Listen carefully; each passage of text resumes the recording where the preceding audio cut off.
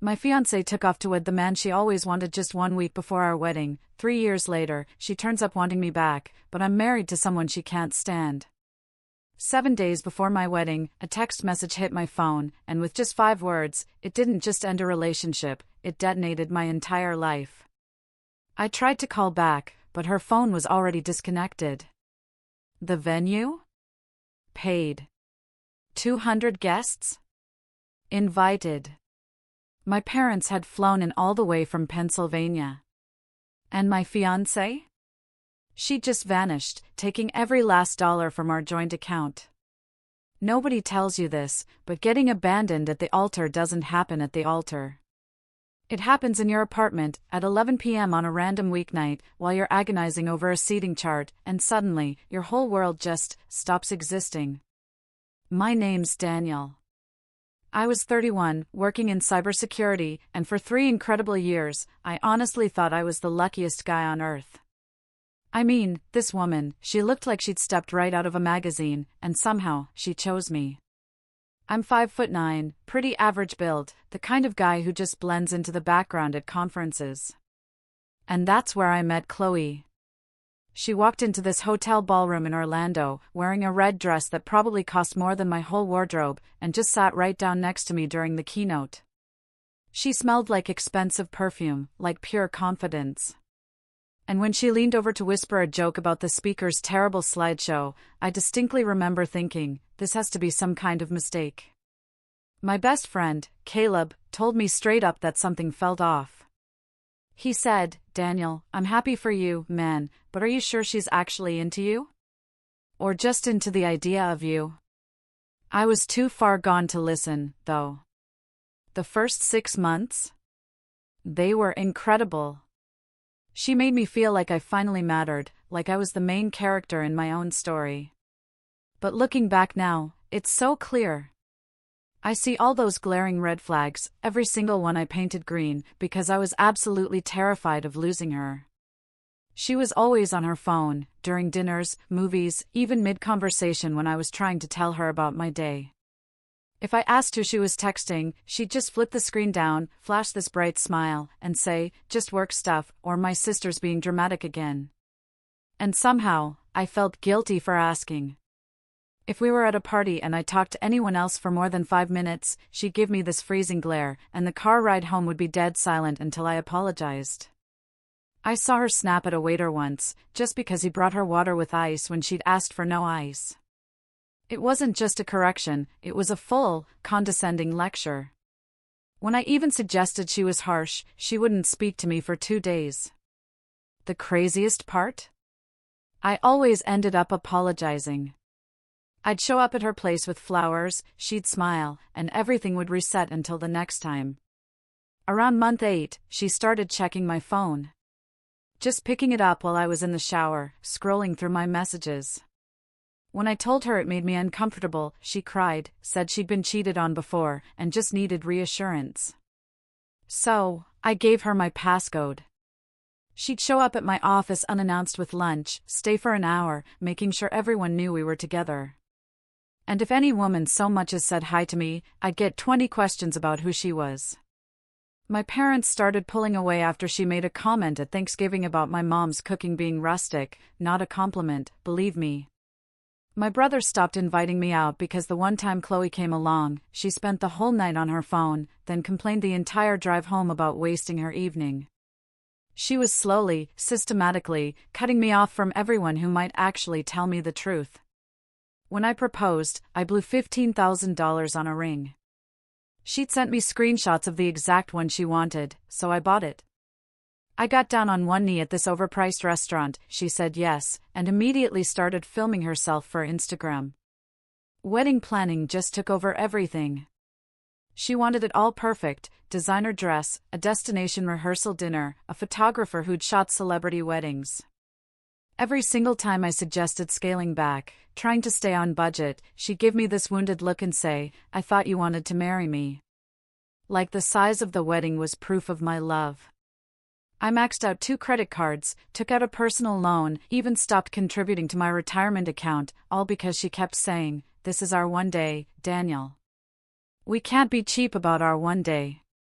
My parents offered to help, but she refused their money, then got furious when they dared suggest a smaller venue. After that, her relationship with my family was completely over. Then, about 2 months before the wedding, something shifted.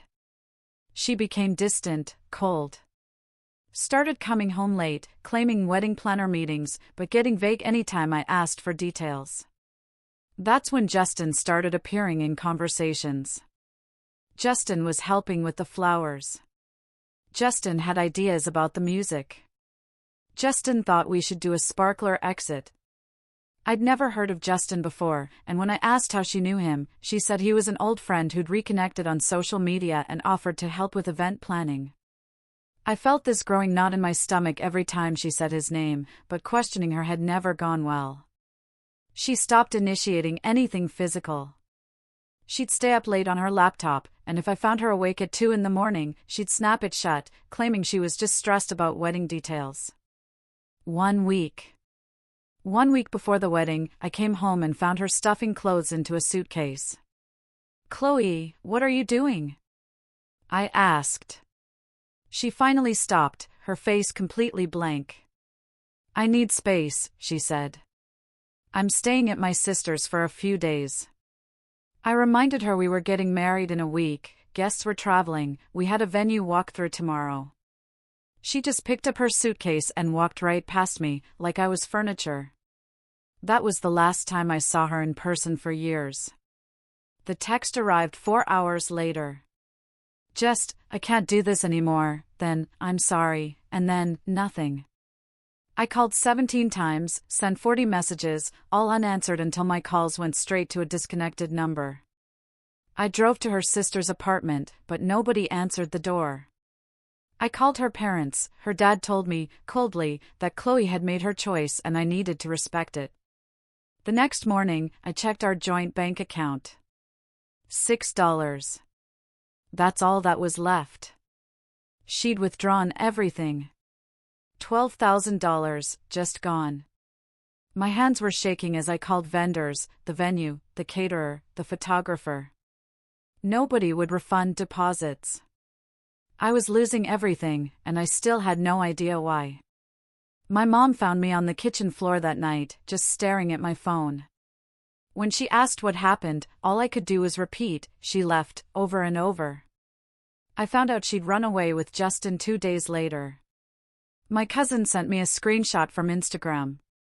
There they were, at the airport. Chloe, wearing sunglasses and laughing, Justin's arm around her waist. The location tag? Orlando International, our honeymoon destination. The caption read, "New adventures with my love," with a heart emoji. 60 comments already, all saying, "Congratulations." I stared at that photo for an hour, zooming in on her face, searching for guilt, for sadness, for anything human. But she just looked happy. Genuinely happy, in a way I'm not sure she ever looked with me. My hands started shaking, the room began to spin. This wasn't just her leaving. This was her leaving for someone else. Someone she'd been seeing while we planned our wedding. While I went into debt for her ring. While I lost sleep over seating charts. Caleb came over that night. He found me on the couch, where I'd been for 6 hours straight. He didn't say a word, just sat there, silently, until I finally fell asleep around 4 a.m.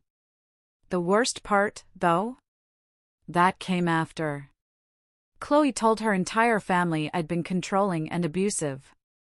She claimed she'd been planning to leave for months but was too scared, and that Justin had helped her escape. Her mom called my mom with these horrible accusations, saying I'd isolated Chloe, monitored her phone. My mom didn't argue. She just said, "My son has the bank statements and text messages. If you want proof of who is actually controlling who, I'm happy to provide it." Then she hung up. I sent Chloe's dad a full breakdown of our joint account, every single withdrawal she'd made, every dollar she'd spent while I worked overtime to cover wedding costs. He never responded, but her mom stopped calling after that. Our mutual friends? They split right down the middle. Half believed her story because she got to them first. The other half had seen her behavior over the years. I still lost 15 people I considered close friends, people who just blocked me without ever asking for my side of the story. The financial hit was absolutely devastating. The venue kept the $8,000 deposit. The caterer kept $4,000. The photographer, $1,500. The florists, $1,000. I was out nearly $20,000 for a wedding that never even happened, and that's not even counting the ring or the money she stole. I'd maxed out 3 credit cards, taken a $12,000 loan, emptied my savings, and now I was surrounded by unopened wedding gifts, just trying to figure out how I was going to eat next month. I picked up freelance work, these boring contract jobs I'd always avoided because they paid so poorly, but I needed every single dollar. I ate rice and canned beans for every meal. Cancelled my gym membership, my streaming services. Sold my gaming console and my watch. My credit score plummeted 140 points in just 3 months. I got rejected from 2 apartment applications. I was 31, starting completely over, from absolute scratch. Sleep became impossible. I'd just replay every single conversation, every single moment I could have seen this coming. I lost 17 pounds in 5 weeks because food just tasted like nothing. My boss pulled me aside, asking if I was okay, after I missed 3 deadlines and showed up late twice. I told him family emergency, and he was understanding, but I could still see the deep concern in his eyes. I'd wake up at 3 a.m., convinced I heard her key in the door, or I'd see someone with similar hair and my heart would just race. Or I'd find one of her old hair ties and just break down crying. My mom wanted me to move back home to Pennsylvania, but I refused. That just felt like complete failure. So, I just existed in that apartment, still smelling faintly of her perfume. Caleb finally forced me out of the house after week 7. He showed up with hiking boots, told me we were going to the state park whether I wanted to or not. He literally took my keys and drove me there. And something about being outside, moving my body, focusing on each step, it helped in a way nothing else had. We started going twice a week, then 3 times, then I'd go alone on weekends. Slowly, the panic attacks became less frequent. My brother even got me construction work on weekends, hauling materials and basic labor. That physical exhaustion helped so much. It was like my body was too tired to let my brain spiral. Around month 4, I made a decision that actually saved my life. I bought a new phone with a new number. Deleted every single social media account. Told my family and my remaining friends, do not mention Chloe. Do not give me updates about her life. I didn't want to know if she was happy, if Justin proposed, nothing. Because every piece of information just reopened the wound. I applied for a transfer to our company's Austin office. They'd been trying to fill a senior position for months, nobody wanted it because Texas is expensive and the role was intense. But I desperately needed out of that city, where every single corner reminded me of her. I got the transfer, packed everything I owned into my car, and drove 23 hours straight. I couldn't stand being in that apartment one more night. Austin was hot and expensive, and I knew absolutely nobody, which was exactly what I needed. I found a tiny studio, furnished it with Facebook Marketplace finds, and just threw myself into work. 6 months in, I started going to a climbing gym. My coworker wouldn't stop talking about it. And that's where I met Maya. She was belaying for her friend, and I was struggling nearby, constantly falling.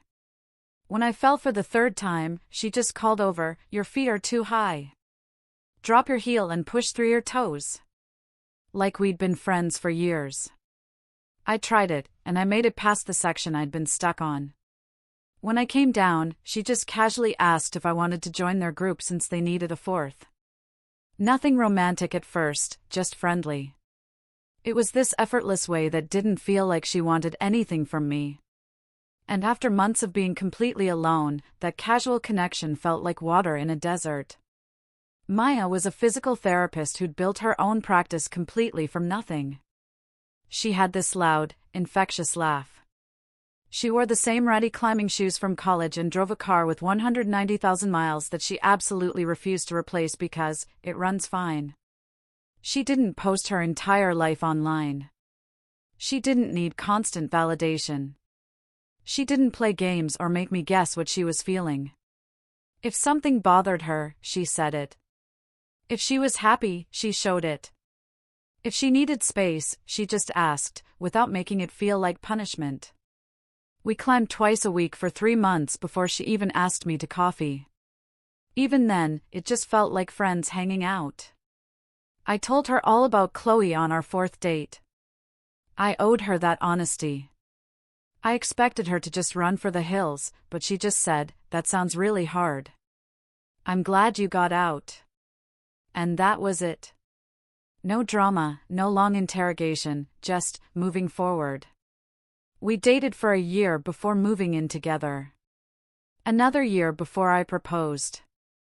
And when I did, it was at home on a random weeknight with a ring I'd saved for slowly, bit by bit. She cried, said yes, and we ordered pizza and watched a movie. No Instagram posts, no performance, just 2 people wanting to build a life together. Our wedding was 30 people in her parents' backyard. I wore a suit I already owned. She wore a simple dress she found on sale. The whole thing cost less than $3,000. My credit was finally recovering. I'd paid off 2 of the 3 cards. The loan was down to $4,000. I had savings. Again, for the first time in years. I felt like a person again, not just a collection of wounds and bad decisions.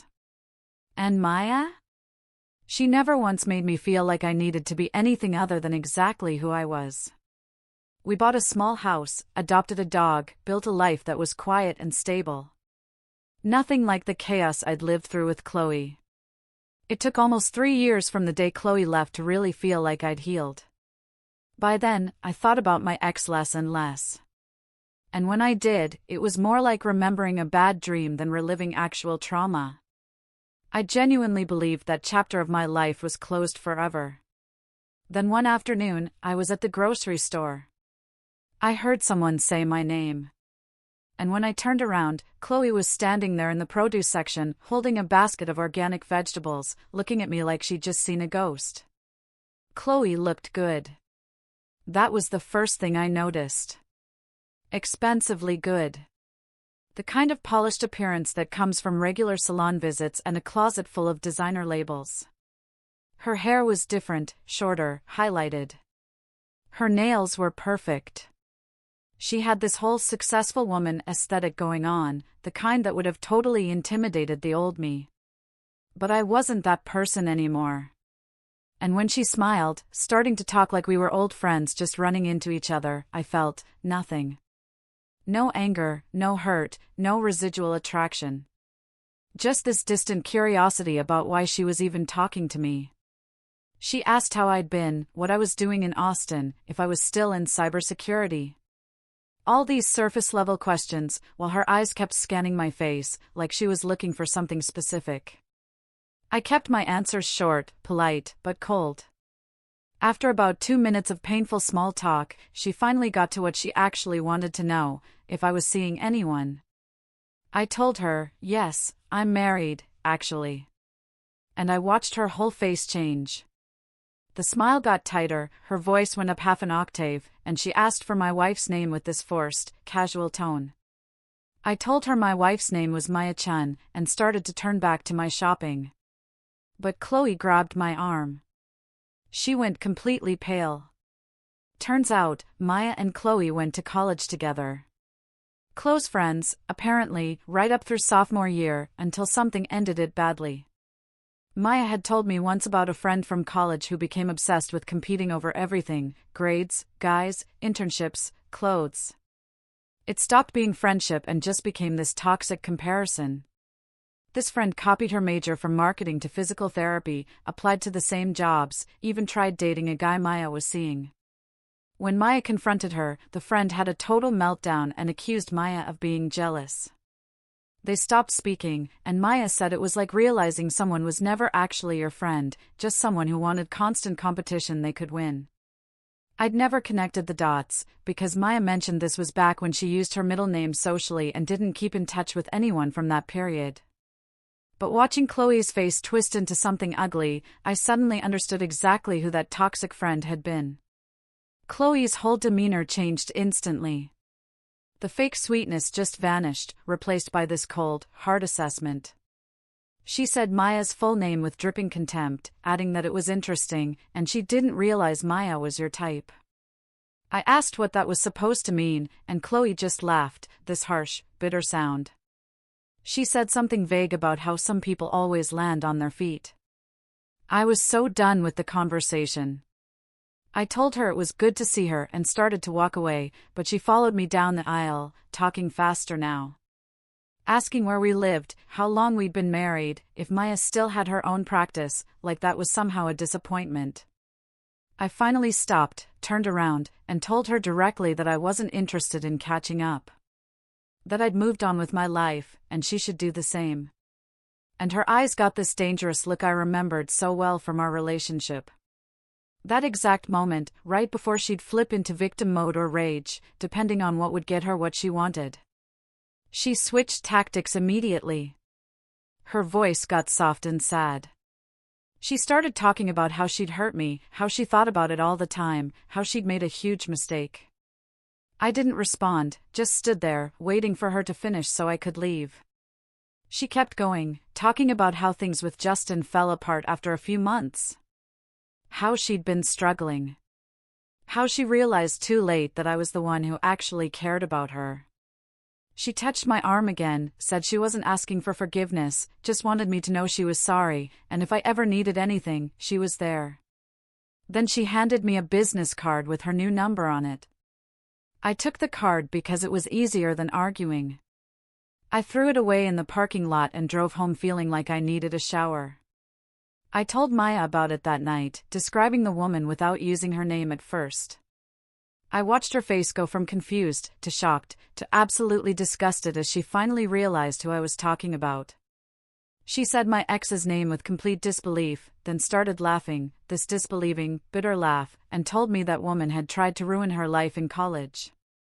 Maya told me the whole story that night. How Chloe had befriended her freshman year seemed totally normal at first, but slowly, everything became a competition. When Maya made the dean's list, Chloe had to make it too. When Maya got an internship, Chloe applied to the same company. When Maya started dating someone, Chloe suddenly found him interesting and started showing up wherever they were. The breaking point came when Maya got accepted into a competitive physical therapy program, and Chloe, who'd been a marketing major, suddenly decided she wanted to do physical therapy too. She accused Maya of stealing her dream. They had a massive fight where Chloe said some truly cruel things about Maya's family, her appearance, her worth as a person. All because Maya had achieved something Chloe wanted. After that, they never spoke again. Maya said she'd heard through mutual friends that Chloe had dropped out junior year and moved away, but she never knew what happened to her after that. Maya explained that Chloe had hated her because Maya didn't need Chloe's validation.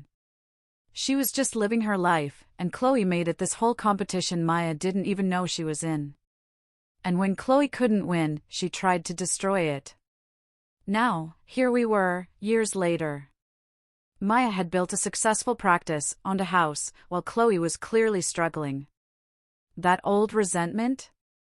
It came flooding back the moment Chloe realized I'd married the one person who'd never fallen for her act. The calls started 3 days later. From blocked numbers, at weird hours. Never leaving voicemails, just letting it ring until it went to voicemail, then hanging up.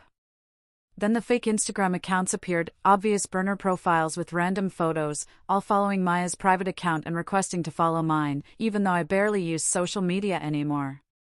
Maya's clinic receptionist mentioned that someone had called asking strange questions about her schedule, her clients, whether she was taking new patients. We weren't stupid.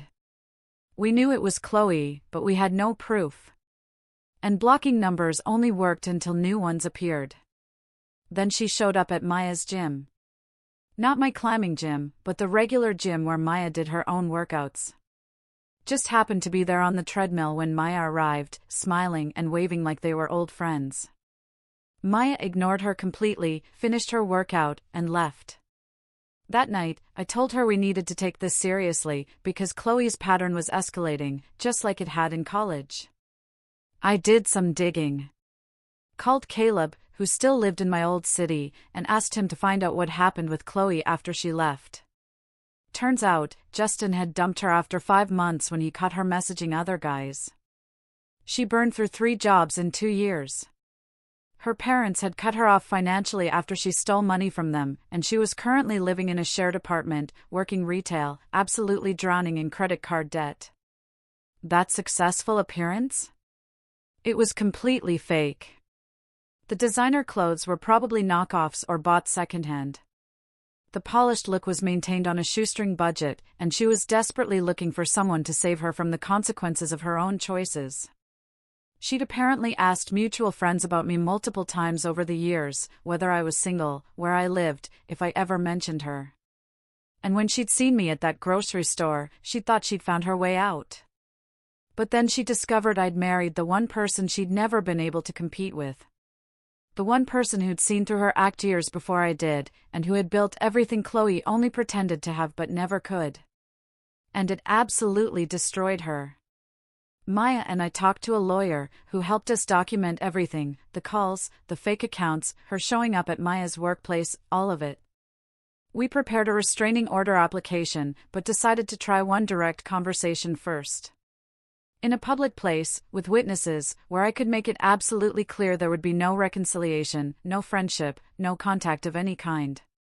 I met Chloe at a coffee shop downtown. I recorded the conversation on my phone, with her knowledge, because our state allows single-party consent. I just laid out the facts. I told her I knew about Justin. About her financial situation. About her asking around about me. And I said, very clearly, that I was not interested in being her rescue plan. She tried to cry. Tried to say I was being cruel. Tried to flip it into me attacking her, but I didn't engage with any of it. I just kept repeating that she needed to leave me and my wife alone, or we'd pursue legal action.